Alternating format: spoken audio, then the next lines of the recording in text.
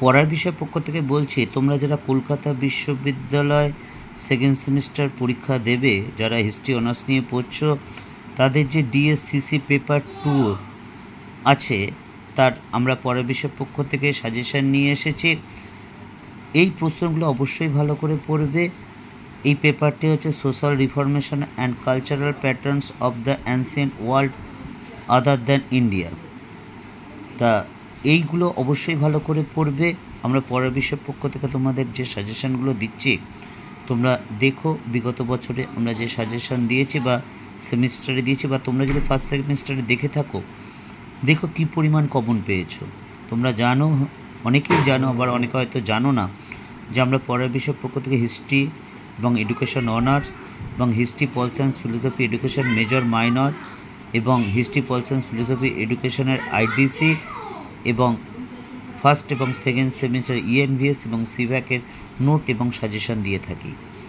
এবং আমরা কিন্তু দুটোই সাজেশান দিই একটা পেপারে। একটা হচ্ছে পরীক্ষার 3 মাস 3.5 মাস আগে, আর একটা হচ্ছে পরীক্ষার 1 মাস আগে।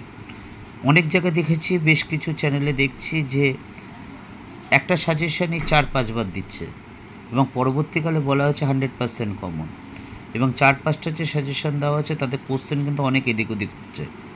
কাজে বুঝতেই পারছো, সেরকম সাজেশান বুঝে ফলো করো।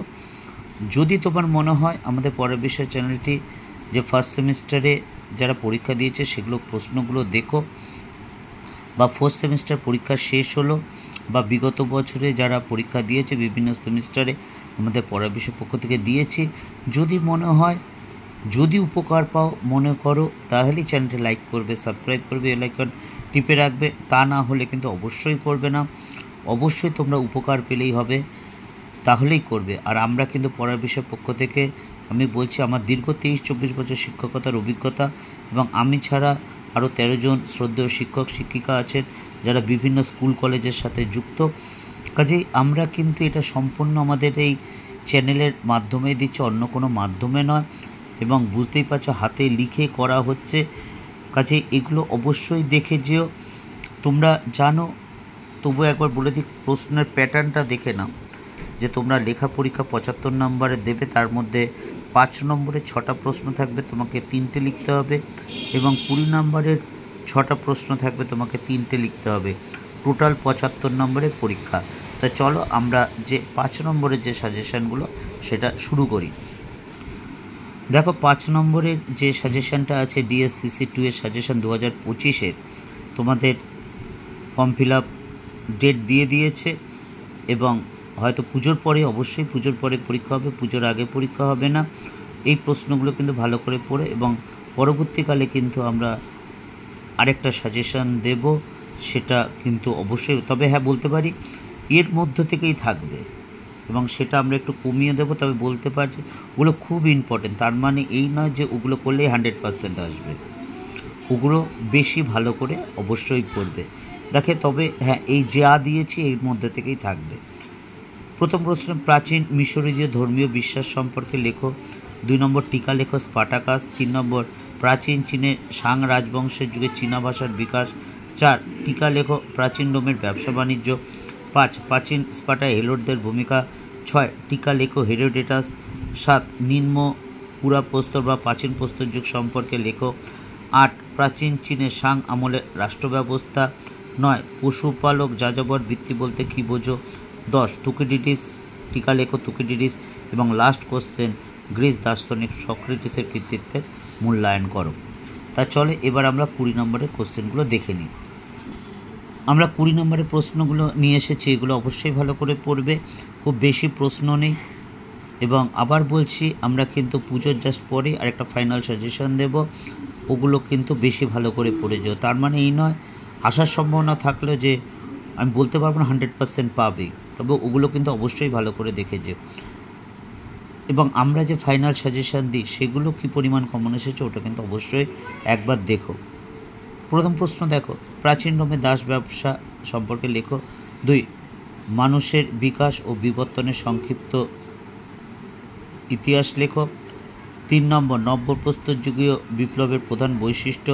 4, প্রাচীন চীনের সাং আমলের রাজনৈতিক ব্যবস্থা। প্রাচীন গ্রিসের পুলিশের বৈশিষ্ট্য। 6. প্রাচীন গ্রিসের ট্র্যাজিক নাটকের বিকাশের ধারা আলোচনা করো। 7. পশ্চিম এশিয়ার আদি লৌহযুগের প্রভাব লেখো অথবা প্রাচীন বিশ্বে লৌহ প্রযুক্তির উদ্ভবে তাৎপর্য লেখো। 8. প্রাচীন গ্রিসের নাট্যকার হিসাবে অ্যারিস্টোফেনিসের মূল্যায়ন করো। 9. নাগরিকদের প্রসঙ্গ বিশেষভাবে উল্লেখ করে স্পার্টার সমাজ ব্যবস্থা সম্পর্কে লেখো। এবং লাস্ট কোশ্চেন, মিশরের প্রাচীন রাষ্ট্রের সাধারণ বৈশিষ্ট্যগুলি লেখো।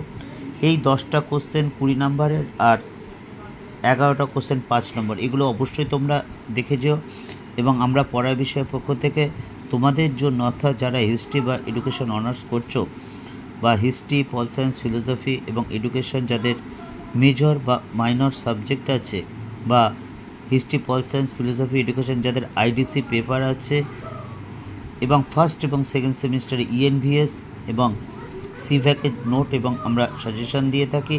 এবং যে নোটগুলো দিই সেই নোটগুলো কিন্তু আমরা বুঝিয়ে দিই, কারণ আমরা বিশ্বাস করি একটা লেখা দিয়ে দিলে বা বইয়ের ছবি তুলে দিলেই কিন্তু বোঝানো হয় না।